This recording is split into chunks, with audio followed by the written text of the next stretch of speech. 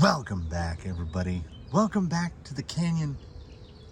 It is an aggressively beautiful day in the canyon, and I feel like it's looming, right? Summer is looming somewhere behind us because you get the feeling it's too nice, it's going too well. That's where we are right now. Where we also are right now, I need a paperweight here. I got a piece of paper with me. Where we are right now, it came from the workbench, volume 16. I keep getting 16 and 17 confused because they're both truggies. This is volume 16, episode 7. We're already up to episode 7. This was the one that was initiated from the Axial Roll Builder's Kit. And here's that gentleman right now. He has also, this is officially episode 7. This is episode 7, but like his appearance number is getting up well past that. So what I did was I made some changes, and we are out here to test those changes. And as is the way we operate, we don't make one change, we don't make 5 changes, we make all the changes. And honestly, from the last time he was out, we've lost some forward drive. Maybe. I don't know. I try not to make judgments from 10 seconds of wheeling. What I do notice is, my goodness, I am stuffing the rear axle into everything. And as we've said with this guy, if he can keep the axles clear, he can go there. Front end is skating quite a lot, and I think I understand why. This might just be an issue of adaptation where I've got to adapt. I have a large tree root right outside the door to my workshop from a massive silk floss tree, and that I just climb over that root. That's kind of the unofficial test to see if stuff is still functional. So that is the total of what this gentleman has been wheeled over. And on the silk floss route, it's not just impressive, it's kind of scary, the capability of it. But now we're out here on actual rock.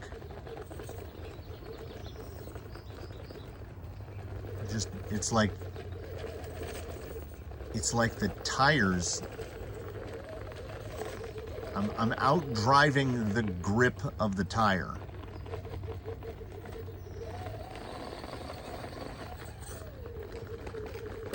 And again, these canyon trails don't have nearly enough time on them. So I'm definitely hoping that over time they are going to, I know they will. We need to get that feather on the leading edge of the tread.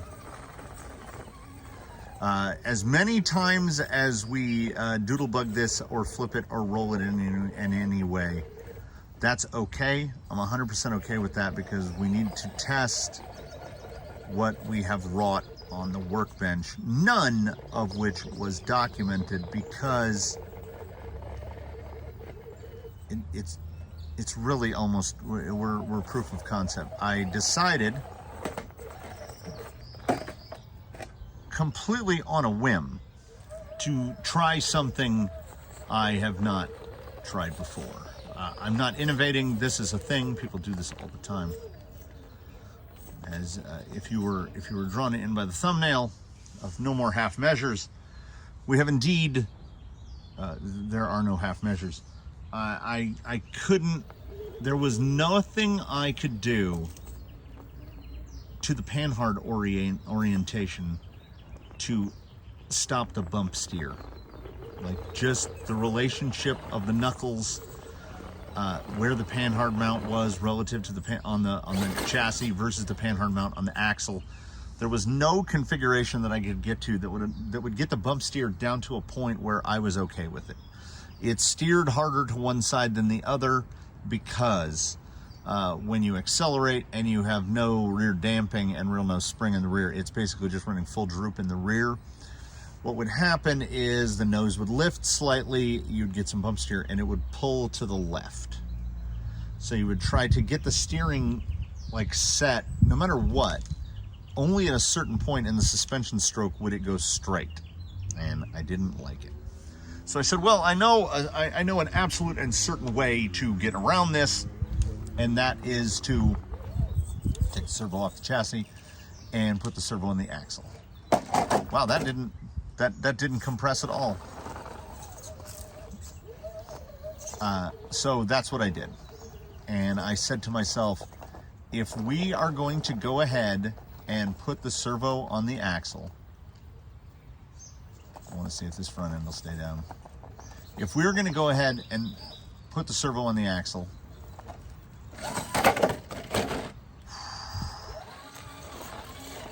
okay, I'll get to it verbally, but I already know what has happened.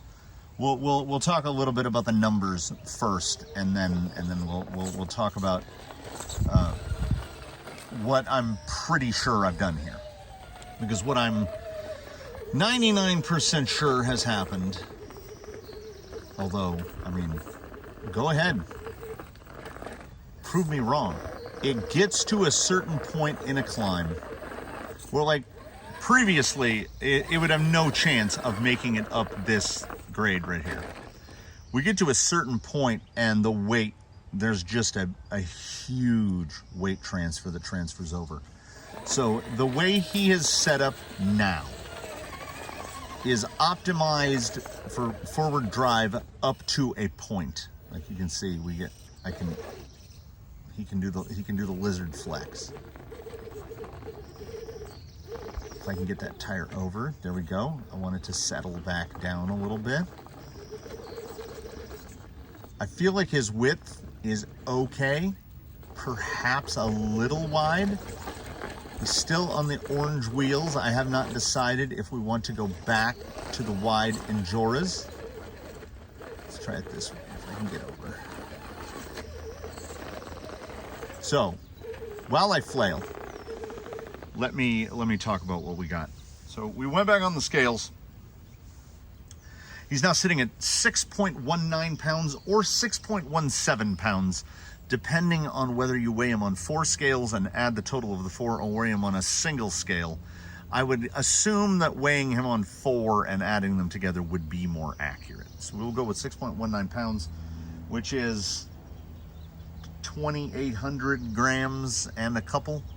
When he was 6.7, he was 2,800 even. 2,800 grams. Yeah, I mean, we're talking 2/100ths of a pound. I'm not really up on how many grams that might actually be.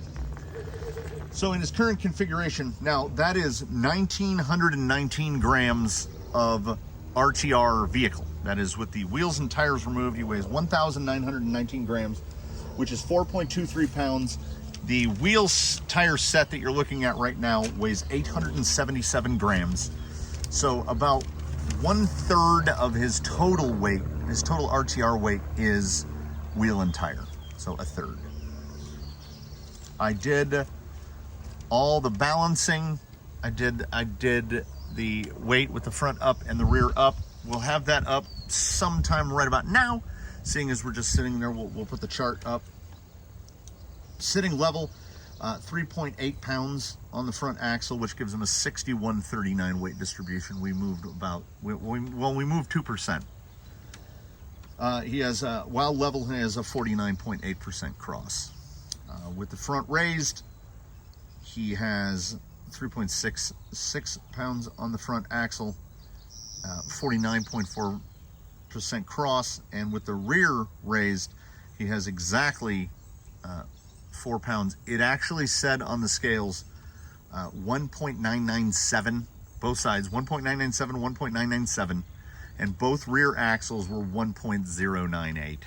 So it was perfectly split. So he's actually a better descender than he is an ascender. He's lost a little points on ascent. And obviously with that split, it was like 50.004 on the cross weight. So his cross weight while descending is as perfect you can get to 50% as possible.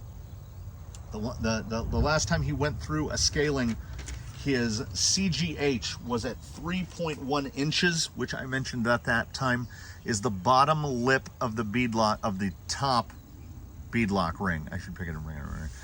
Anyway, 3.1 inches off the ground. So now it is 3.2 inches off the ground. It has moved up 1/10 of 1 inch. And this is because instead of just doing servo on axle, which would have been relatively easy, particularly as I had an AR-44 servo on axle mount just sitting there. Instead of servo on axle, he is everything on axle. So everything is mounted to the axle. I used the existing servo on axle mount as a template, made an aluminum plate. So it goes servo, speed control, and then the receiver is directly behind that.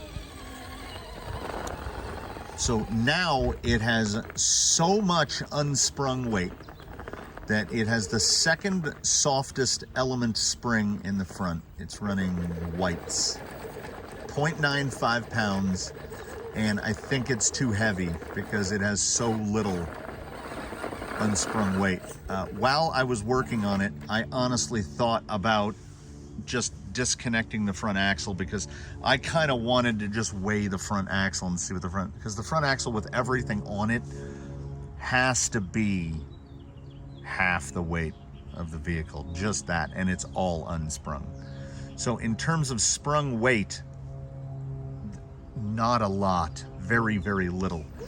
And I think what has happened now is that the no damp in the rear, much as I said that I wasn't going to do it, there it is.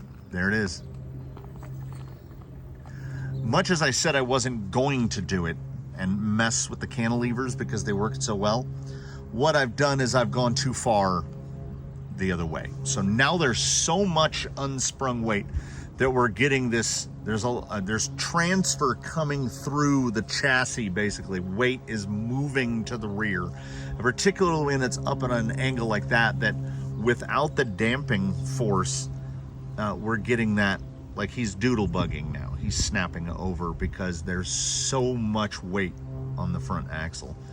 We're gonna have to get it to somewhere else to see if we can, to see what it actually descends like. But as it sits now, where I think even now, I mean, oversprung on whites is crazy because that's a 0.95 pound spring. And we'll get to a spot where, there, I want that pivot there.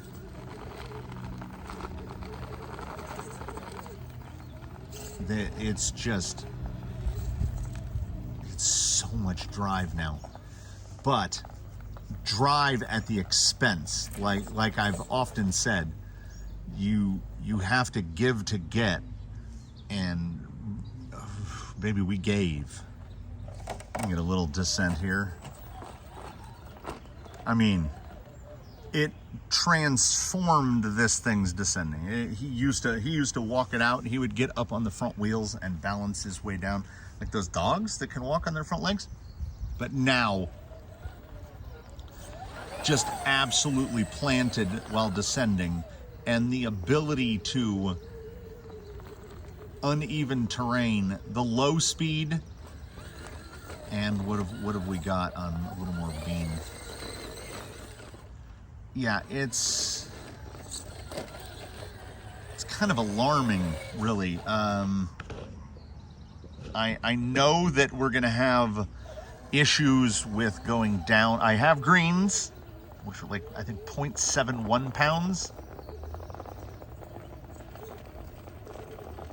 There's that little shudder. It's honestly, it's to a point where I'm getting into as low of a wheel speed as I can possibly manage on the 1080 with that motor. No, a little more. There we go.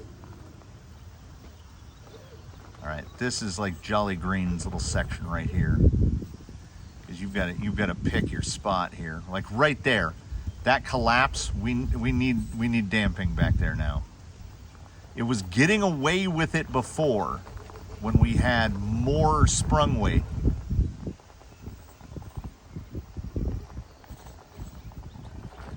Yeah, I want to go this way. I don't want to just take the big slab. I want to come across this. And I kind of want to see if the front is going to bite or if the front is going to transfer. Need to get that tire over a little more right there.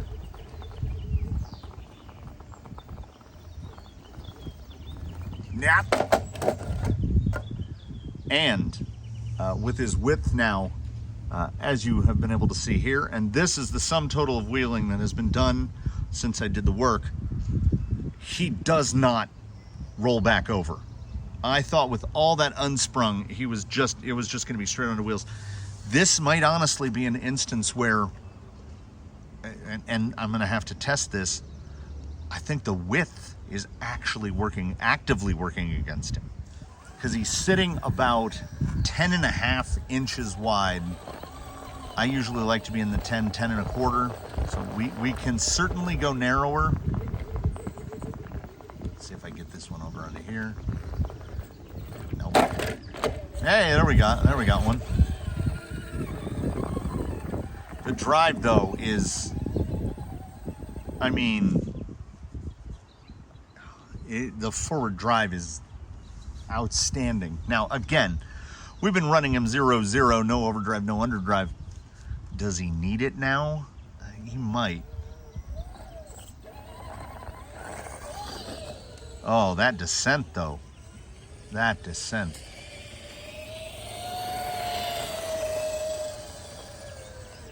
So what we've done is we've ruined it. All right, we've ruined it. We had something really good, but in a quest to get one thing, I've sacrificed another, which is the suspension was reasonably well sorted with the springing that was on it. So I'm noticing we've had some performance drop in some categories. Like he's a lot more roly-poly now, but we have dramatically increased verticality here. That little smush, you can watch the rear end smushing down.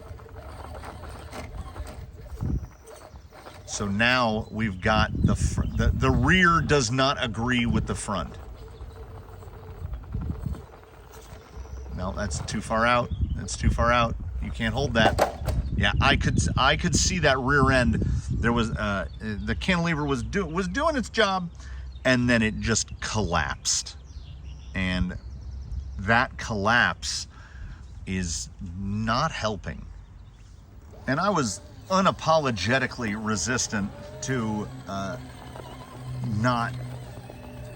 to futzing with the cantilever because it was working really, really well.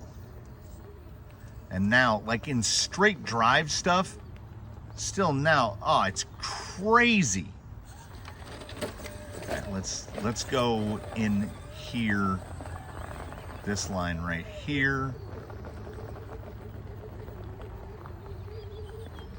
Like remarkably sure-footed, and then the descent, yeah, super flat. Like he was Mondo sketch coming down sections like that previously, and now this thing is just glued to the ground. So back to the drawing board. I mean, look at it go. I'm gonna have to completely redo the cantilever setup so that the rear matches the front, and I think he's got to go narrower. I think we've got to take 12 to 15 millimeters off of the total width, I would say. Yeah, get him down to like that 9 3/4 area. probably where it needs to be. I think it's hurting him, which is a shame because these wheels are set up pretty nice. It just, and again, look at the comply. It's that. Then he does that, and I go, oh well, now I don't want to mess with it. Like, this is not easy stuff. We got to go to the. We got to go to the breakover.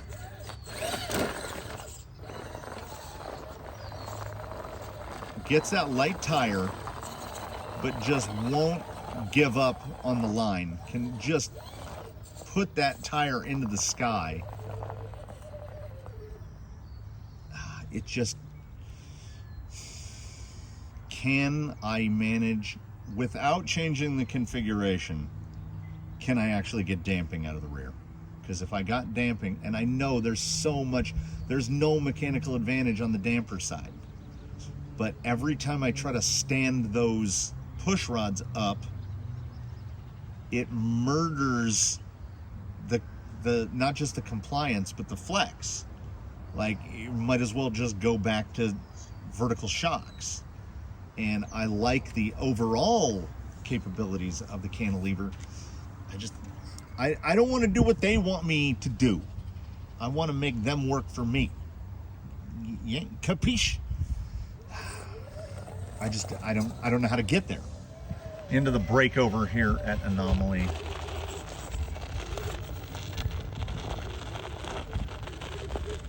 That is, I mean, the rear tires are on concrete, but out here this is still dating back to the Basharama we did out here, so he's trying to pull up out of dirt.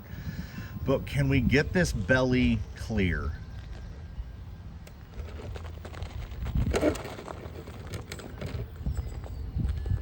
I mean, that's, you can see it relative to the tire. That's between 5 and 5.5 inches straight vertical off of really loose. So, and then look at that compliance. I want that rear suspension to behave, to maneuver exactly as it does now. I just want it to be damped. And if that means that I have the other pair of 80s, if that means I have to take the other pair of 80s apart and change out the pistons and see like how heavy of a fluid can I get in there. With the 2-hole piston, with the 15,000, when you pull on the rod end, like, it feels like it's not gonna open, but I don't know, it's no damp. And I've got $500,000, I've got $1 million. I don't know if you can pull a piston through $1 million.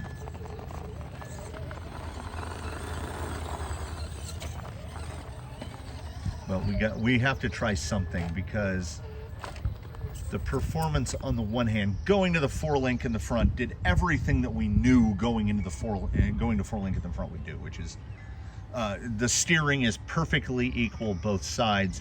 The front flex is a lot better. Compliance increased. Everything got better. And now the rear end is trying to catch up. So maybe S1s were perfect for the setup as it was before, and maybe they're not perfect now. I don't know. I do know that I have a tendency to make changes too quickly. Like, I'll come out here, wheel it for 5, 10, 15 minutes, and then go, okay, now let's make these changes. Well, I'm not 100% sure that I'm fixing what needs to be fixed. So you get to ride along with me as I work through it in my head. Because I'm rarely, if ever, thinking about the one change. I'm thinking about the 5 changes, and I'm thinking about the 5th change. Like, well, we'll do this, and we'll do this, and we'll do this, and then that way we don't know what worked. I tried to get up as high as I possibly could. That stability right there, this is evidence that everything on axle is possibly an option. Are we going to get any slide out of the rear? Like, we can do this, we can do this, we can do this. We'll slide that rear down, there it is, and then we'll come up over here with so little drama. Like no drama at all. Right up over that. How high do you want to go? Do you want to go over the top of it? Sure, we can do that too. The forward drive! The forward drive is almost unparalleled. Whenever it picks up a tire, it either puts it down or I stay on the go button and we roll out of it. Like right here. There it is. Ooh, I hope I captured that in slow-mo. It was fine. And the tire raised and you could watch. It's sitting in the position right now. Passenger rear just collapsed. And if we have any springing or damping back there, I mean, honestly, and I have thought, if it wasn't for how messy and gnarly it is to work with those really heavyweight oils, I would have already tried no springs in the rear and just like crazy heavy oil. So just full droop in the rear, because it's full droop is fine. It's that the no damp is what's killing me. You see it squat, squat, squat. So maybe it does need, there it is. It'll get right here and, oh, it's not gonna collapse on it. Right here, when we get it up, it'll probably collapse that rear.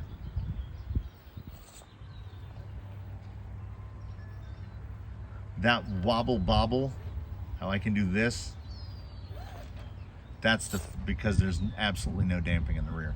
Some rear damping would hold that down, and I don't want to hack bodge it. It was working mysteriously well for an improper setup on paper, and now we've got so much unsprung and so much forward weight that the rear is so light now that with the no damping, it's just flopping. I think I have a bottle of Traxxas 50,000, and I would guess first step would be just put 50,000 in it. Don't change anything else. One change at a time. So I'm giving you an insight into what is not going to be documented, because I can't. It's arduous and it is tedious. It's arduous tedium, and because you've got to change one thing and then go back and another and back and another and back. And what I did now in the past couple hours is I changed everything, because I knew that we would get mostly positive result out of it. Is it going to stay when this goes high? Yeah. It's just that we've, by we I mean I've put some snap out into it.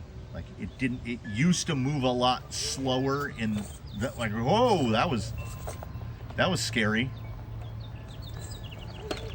The front on the bench and on the rocks honestly feels pretty good. Now I'm thinking maybe not oversprung. But the rear, which we acknowledged, and by we I mean me, we all acknowledged was an undersprung, underdamped bodge fest that just happened to work. Like, look at the drive there. All it wanted to do was get on up. It was working, and you know, if it ain't broke, don't fix it. But now it's half broke. Yeah. But it'll just claw back. Now, how's the pull here? I'm just gonna stay in it. Yeah. There's so much more traction in the front. The rear is almost acting kind of slippery. Now, at very low speed, you can kind of get away with it a little. And again, in terms of descending, Absolutely rock solid. And I think if that rear had some damping in it, I don't think it would make the descending worse. Although it might. I now acknowledge that it might. Because if it's, I want to try to get the push. I want to get to the push line. So we'll push, there we go. Right there. It's got so much. There's so much weight on that front axle that with the way these cantilevers are working, oh, you saw that little, that's what we got to stop. That right there. That's the one thing I have to stop, is that pop. If it means changing most everything in the rear, that's fine. That's fine. We will get there. I'm gonna do baby steps on it. We'll try with oil. Then I will ditch all the stuff in the middle and probably just make an attachment out of aluminum and that other stuff, Delrin, so that we can have multiple shock mounting points. And I will try shocks facing in, because if I do shocks facing in, I can use a longer shock if necessary. I know shorter would be optimal, and I've got some sedan shocks, and I will see how they're holding oil, see if they are viable. And if we can do sedan shocks, we'll do sedan shocks. It's going to be hours of me just tinkering and bodging, trying to get them to do what I want them to do. Until eventually, the only thing that will remain from the actual cantilever kit will be the bell cranks, the rockers. Everything the front end is now doing, I like. And the back end is still okay about 80% of the time. But when it unloads, it really unloads. And that shudder right there, all that judder that we're getting in moments like that, is the no damping in the rear. Because if we get real slow, we'll go as slow as we can, it will pull through almost anything.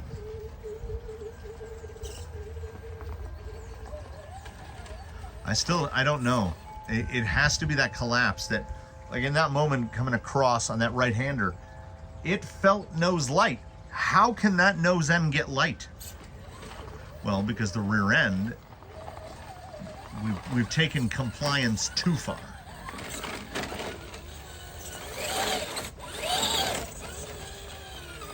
So if you're, I mean, this shouldn't need to be explained. I'll say it anyway. If you make a big change at one end, whether you touch anything on the other end of the vehicle or not, you are making a big change on that other end. And this gentleman is evidence of that. So working in reverse order, to close this one out, let's do what we would ordinarily do first, where we're on a bench. We're on the outside bench. It's calm and pleasant. There is the everything on axle configuration. There's the jitter from the pot in my servo going a little weird. Speed control, and yeah, I mean, were there moments where I truly and genuinely thought, you know, if we just throw a fusion in there, we're gonna save us a lot of room and a lot of work? Sure, I thought that, but then we went back to doing this. It's so much front weight. There's our good friend, the all-plastic gearbox. Still nice and quiet. Everything worked out, and honestly, I kind of anticipated this coming back around to bite me. I don't know how I'm going to make it work unless we can actually just get it to behave by putting some heavy oil in it. Otherwise, it's starting all over, and I stumbled into this, getting this to work the way it does, or did. So I don't know really how well, I know how to start over. So we can start over. Yeah, there you have it. Yeah, those, I mean, the push rods are laid down just way too far. But I want to be able to get to there. And with the push rod standing up more, it might come down to that. I did not want to have these guys up above the bed. But, I mean, that might be where we end up. It may be one of the permutations that gets tested. So, there you have it, everybody. That link is still rubbing on the drive shaft a little bit. There you have it, everybody. Here we are, 16.7. Some things, many much betters. And now we've got more work.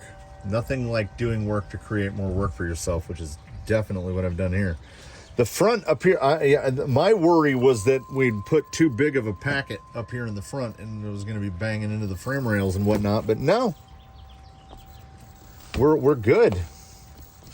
Is it an instance where limiting the travel might help?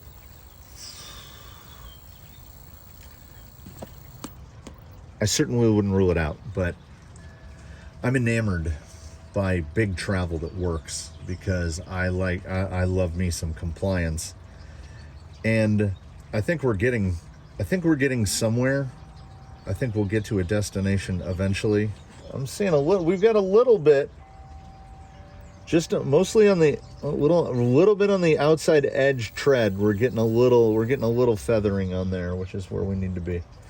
So we are going to leave them on the S1s. I will do all of the suspension tinkering. So the next time you see this guy, odds are strong this whole rear end is going to look different. I say the we a lot.